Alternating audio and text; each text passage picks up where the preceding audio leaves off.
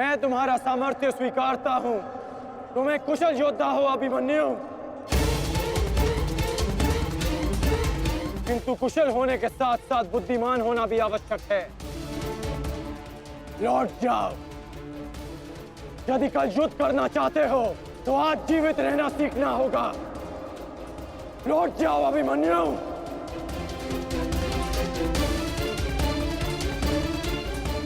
एक योद्धा के लिए आज या कल नहीं होता अंगराज। उसके लिए केवल वो ही पल होता है जिसमें वो मृत्यु के सामने खड़ा होता है। एक वीर योद्धा से सुना था मैं, हे मृत्यु, तैयार यदि तू आने को, प्रसन्न मुखा। द्वार खुला है, तेरा स्वागत, प्रसन्न मुखा।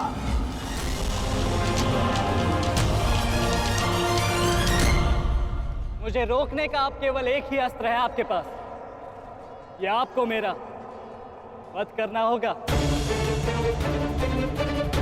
तो लीजिए अंगराज, अपने पुत्र के मृत्यु का प्रतिशोध लीजिए। आपके समक्ष आज वो योद्धा खड़ा है जिसके पिता ने आपके पुत्र का वध किया था। प्रतिकार कीजिए अंगराज, रुके क्यों है? क्योंकि जो पीड़ा मैंने सही, मैं नहीं चाहता कि वो पीड़ा मेरा शत्रु भी सहे। कृष्ण ने अपना विकल्प स्वयं चुना था। वो रणभूमि छोड़कर जा सकता था, परंतु उसने मृत्यु चुनी। गर्व है मुझे तुम जैसे युवा योद्धाओं पर, जो अपना कर्तव्य पूर्ण करने के लिए सदैव तत्पर रहते हैं। मैं जानता हूं कि तुम पीछे नहीं हटने वाले अभिमन्यु, परंतु मुझे भी अपना कर्तव्य पूर्ण करना है।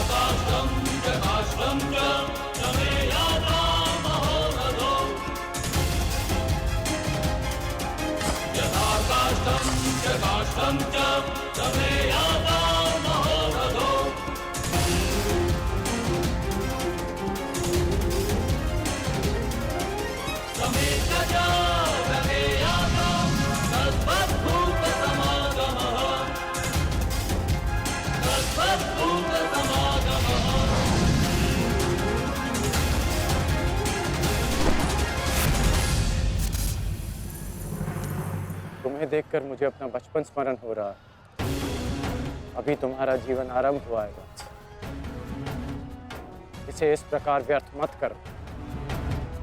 मैं आशा करता हूं कि अगली बार जब हम दोनों मिले तो दो शत्रुओं के भांति नहीं, दो वीरों के भांति एक दूसरे के गले में।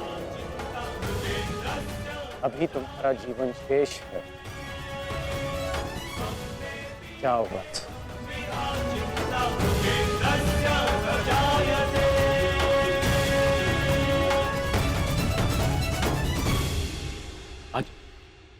आज कौरवों की विजय हुई है गांधारी।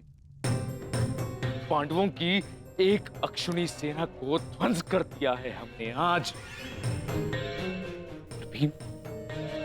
भीम हमारे एक भी पुत्र को क्षति नहीं पहुंचा पाया, एक भी।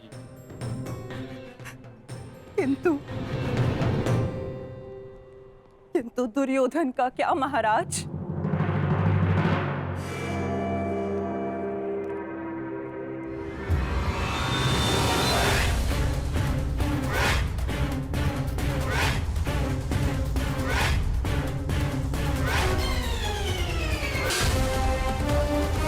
मित्र,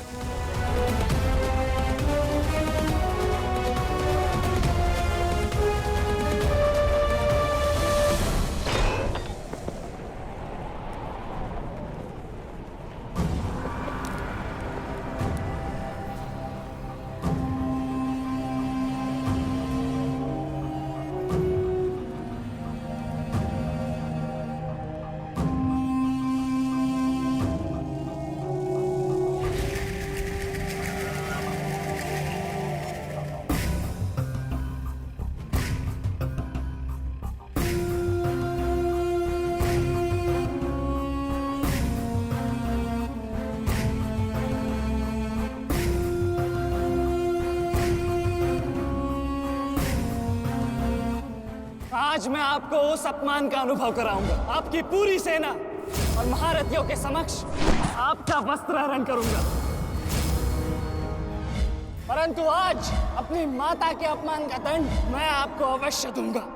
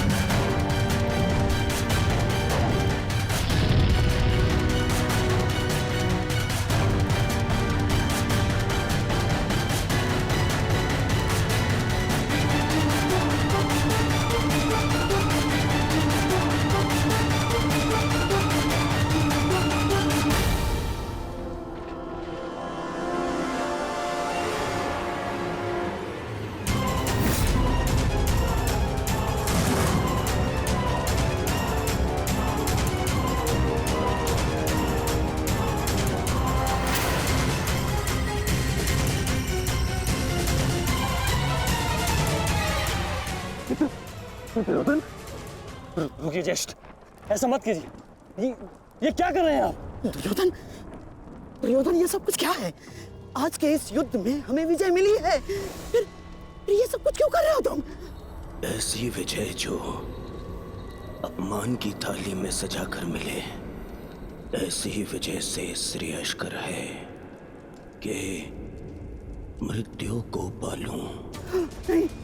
मेरे जीवन में कभी मेरा इतना अपमान नहीं हुआ है। अब इस जीवन का और कोई मूल्य नहीं। मैंने ये युद्ध संपत्ति के लिए नहीं, अपने हट, अपने सम्मान के लिए बुलाई थी। अब जब सम्मान ही नहीं रहा तो इस विजय का मैं क्या करूंगा?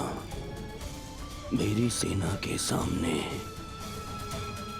विश्व के महानतम योद्धाओं के रहते वो 16 वर्ष का बालक मेरे वस्त्र हरण कर गया और चेतावनी देकर गया है कि युद्ध में जब भी मिलेगा पुनः यही दोहराएगा। अब ये वस्त्र हरित दुर्योधन सम्राट बन भी गया। कैसे अपनी सेना से, अपनी प्रजा से पाक मिला पाऊंगा मैं? इस लज्जा के साथ मैं अब जीवित नहीं रह सकता। नहीं दुर्योधन, देखो अपने क्रोध पर काबू पाओ। देखो विजय हमारे निकट है दुर्योधन, मानो मेरी बात। छोड़िए मुझे मामाश्री, छोड़िए मुझे, अन्यथा इस अग्नि में मैं अपने आप से पहले आपकी आहुति दे दूंगा। छोड़िए मुझे। नहीं। छोड़िए, छोड़िए मुझे।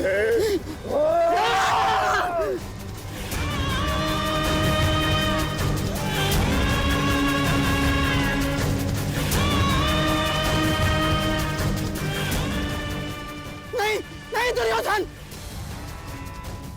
देख क्या रहे हो मूर्खों? कोई रोको इस अनर्थ को।